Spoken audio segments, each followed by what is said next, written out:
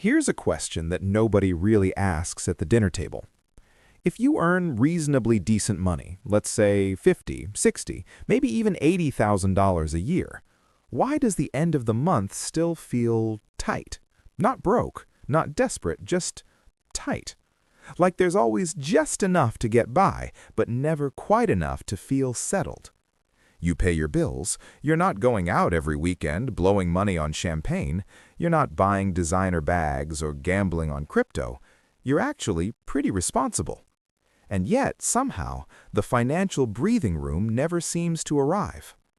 If that sounds familiar, and I suspect for a lot of you watching this right now it does, then what I want to walk through today isn't a list of tips, it's not a 7 habits video, it's not about cutting your lattes. It's something quieter than that. It's about understanding the structure of how money actually moves through a modern life and where, silently, without drama, it slowly drains away. Let's start with a name. Elena. Elena is 29. She lives in Chicago.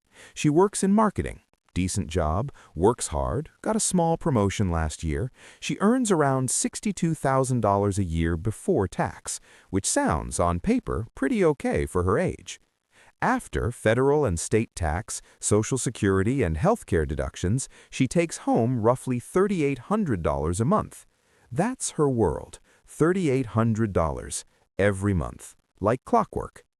Rent in her part of Chicago, a decent one-bedroom, nothing fancy, safe neighborhood, runs her $1,400 a month.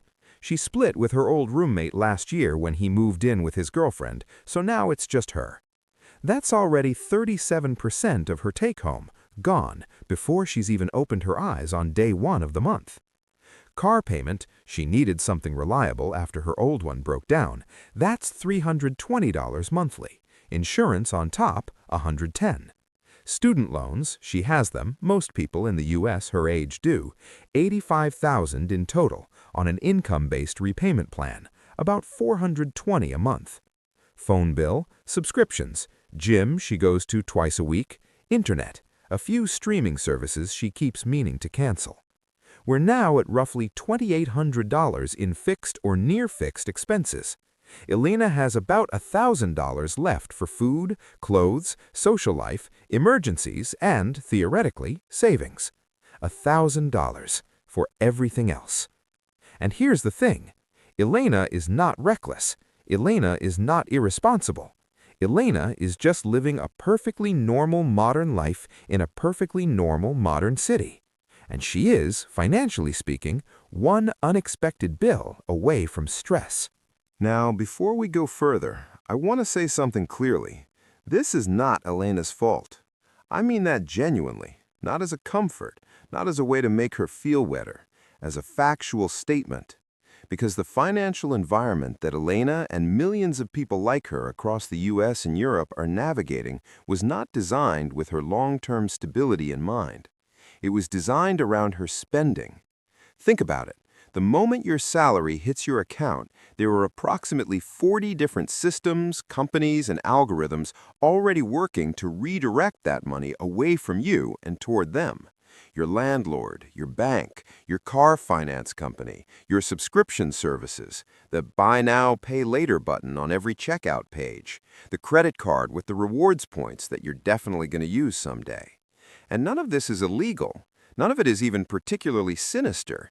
It's just the architecture of modern financial life. The problem isn't that Elena lacks willpower or financial knowledge. The problem is that she was handed a complex financial life and told to figure it out.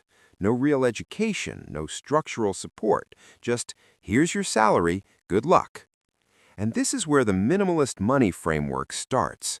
Not with budgeting apps or spreadsheet templates, but with one very simple, very uncomfortable realization. Most people are earning to spend. Financially stable people are earning to keep. That distinction sounds obvious. It isn't, because our entire consumer culture is built to blur that line until you can't see it anymore. So what does it actually mean to apply minimalist money thinking to a real life? Not a wealthy person's life, not someone who inherited something or got incredibly lucky, A regular, working person's life, like Elena's. Let's build this out slowly, because I want you to really see it. The first thing minimalist money thinking does is draw a very hard line around what we'll call your non-negotiable cost of living. Not your lifestyle, not your wants, not what you feel like you should have at this stage of your life. Your actual, essential, cannot remove it cost of living. For Elena, that's rent, utilities, groceries, transport to work, loan repayment, and basic health costs. Let's add that up honestly. Rent, $1,400, utilities, around $90, groceries, cooking at home, not eating out, roughly $250, public transit and occasional car use, around $200, loan repayment, $420, phone, essential only, $60. That's approximately $2,420, which means Elena actually has $1,380 of non-committed income every month. Not $1,000, $1,380. Where did the extra $400 come from? From the car insurance she was mentally lumping in as fixed. From the gym she wasn't really questioning. From the 3 streaming subscriptions. From the subscription box she signed up for 8 months ago. None of those things are morally wrong. I want to be very clear about that. Enjoying your life is not a financial sin. But there's a difference between choosing those things consciously and just having them because you signed up once and never revisited. This is the first minimalist money rule, and it's not really a rule at all. It's more of a practice. Know exactly where your floor is. Your floor is the number below which you absolutely cannot go, the bare minimum cost of keeping your life running. Once you know your floor, every dollar above it becomes a decision rather than a default. Most people never find their floor. They just live somewhere in the middle of their income, vaguely aware that they're spending, vaguely aware that they're not saving enough, never quite clear on why. Let's go to another person now. Let's call him Ren. Ren is 34. He lives in the Netherlands, Utrecht specifically. He works in IT project management and earns around 58,000 euros a year gross. After Dutch income tax and social contributions, he takes home roughly 2,800 euros a month.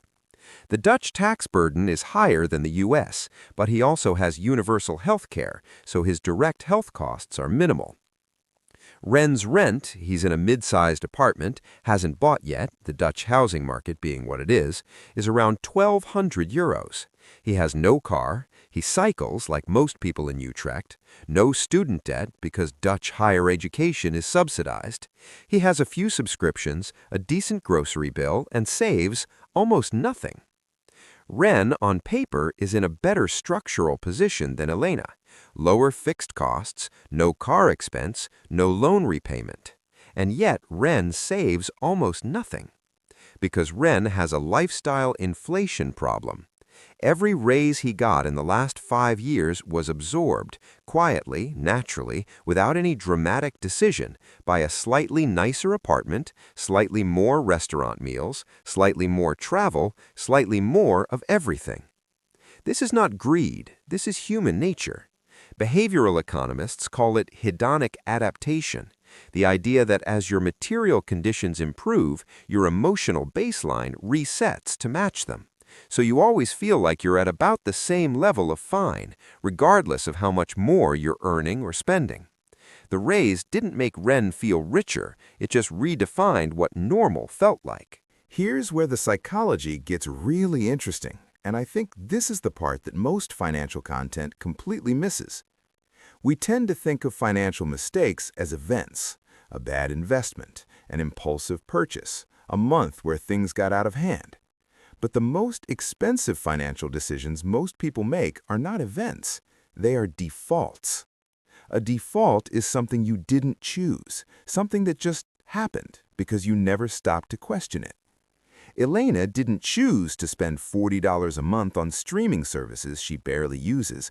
She chose to sign up for one, and then time passed, and it multiplied, and she never reviewed it because the auto payment is silent. Ren didn't choose to live a lifestyle that consumes exactly 100% of his income. His lifestyle just quietly expanded to fill whatever space his income created, the way water finds every crack in a wall. These aren't bad people making bad choices. These are good people making no choice at all. And in personal finance, making no choice is always the most expensive option. The minimalist money framework doesn't ask you to be austere. It doesn't ask you to live like a monk or cancel everything you enjoy. It asks you to make your spending deliberate, to move things from the default column to the decision column. And here's the simple math of what happens when you do that. Let's say Elena reviews her non-essential recurring costs, the ones that exist purely because she never looked at them, and finds, conservatively, $300 a month. Gym she barely uses, $40. One streaming service, $16. A subscription box, $35. Higher car insurance premium she never shopped around for. She gets a new quote, saves $40 a month. A food delivery app she pays a membership for, $10. Small stuff she's just never audited, mixed together about $160. $300 a month, found, not through sacrifice, through awareness. $300 a month, invested consistently at a historically conservative 7% average return over 20 years is roughly $183,000. $183,000, not from earning more, not from a side hustle, not from taking on more risk, from knowing where the floor is and choosing what sits above it instead of letting it fill by default. That's the quiet math of minimalist money thinking. I want to talk about what financial stability actually looks like in real life, not theoretical stability, not in 10 years if you do everything right stability. The kind of stability that shows up in how a person feels on a Monday morning when something unexpected breaks. Let's meet one more person. Her name is Simone. Simone is 31. She lives in Lyon, France. She works as a nurse, not a high-flying salary, not a tech job, not anything glamorous. She earns around 32,000 euros a year, gross. After French social contributions and income tax, she takes home roughly 2,100 euros a month, which is honestly modest by any Western European standard. And yet Simone has 3 months of living expenses saved in a cash account. She contributes to a long-term savings plan each month automatically before she touches anything else. She has no credit card debt. She feels genuinely okay. How? The answer isn't that Simone is a financial genius. It's that Simone made a few structural decisions several years ago that quietly run in the background of her financial life without requiring constant willpower or attention. She decided what her floor was.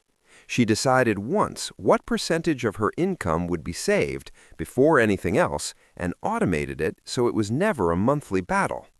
She decided which expenses were worth having and which were defaults she'd never consciously chosen. And then she mostly stopped thinking about money on a daily basis. That's the thing about minimalist money thinking that most people don't expect. The goal isn't to think more about money. The goal is to build a structure that lets you think less about it because the important decisions are already made and quietly running. Financially anxious people think about money constantly and still have no system. Financially stable people think about money rarely because their system is already in place. The difference is not income, it's architecture. And the architecture is built on 3 things that, on the surface, sound almost boring. Know your floor, the minimum it costs to run your life clearly and honestly. Automate the important, your savings, your essential payments, taken care of before the discretionary spending even begins. Audit your defaults. Once a year, sit with your bank statement and ask, did I choose this or did it just accumulate? There's no secret 4th thing. There's no level 5 unlocks when you subscribe somewhere. Those three things, applied consistently over time, are what separate people who feel financially stable from people who feel perpetually behind, even on similar incomes. I want to end with something that I think gets lost in almost every financial conversation. Financial stability isn't a destination. It's not a number in a bank account. It's not a milestone you cross and then relax. It's a feeling. And the feeling comes from clarity, not from wealth. Elena, with $3,800 a month, could feel more financially stable than someone earning twice that if she knows her floor, if she's made her spending deliberate, if she has a small buffer between her life and the unexpected. Ren, with his lower cost of living and decent income, could feel perpetually behind if his lifestyle keeps quietly expanding to consume everything he earns. Simone, on a modest nurse's salary in France, already feels stable because she built a structure early that didn't require a high income to function. The minimalist money approach isn't about deprivation. It's about clarity, about knowing what you actually need, consciously choosing what you want, and building a quiet structure that runs beneath your life, so that when something unexpected happens, and it will, you're not immediately in crisis. You have room, you have breath, you have time. That's what financial stability actually is, not a number, room. If something in this video made you think differently about how money moves through your life, not guilty, not anxious, just clearer, then that's exactly what this channel is here for. If you found it useful, a like helps more people find it. And if you want to keep thinking through this kind of thing calmly and without the noise, the subscribe button is right there. Take care of yourselves. I'll see you in the next one.